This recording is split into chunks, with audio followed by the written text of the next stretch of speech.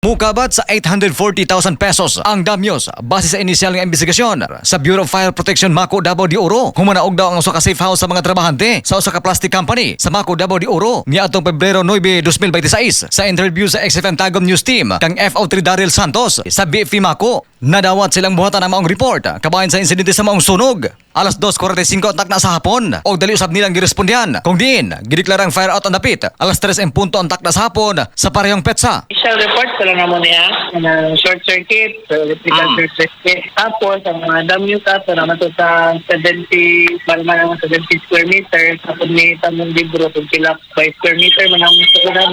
Okay. 840,000. Dugang ni FO3 Santos nga miguwang usab sa ilang inisyal nga pagpanubay nga electrical short circuit ang tinubdan sa maong kalayo ug paspas kini mikuyanap. Sanglit ka ba sa light materials ang maong gambalay. Hinoon, walay natala nga naangol o nakalas nga kinabuhi sa maong insidente samtang parayon kining giimbestigahan sa otoridad. Mga katropa ayaw kumpiyansa sa sakit sa atay kay kana siya makamatay. Pagsugod pala sa mga sintomas kuto-kuto nagsuol, inamdayon ng Santon Plus Gold Herbal Capsule alang sa nakahiyusang Pilipino para sa Pilipinas. Katropang Larsanyol, XFM News.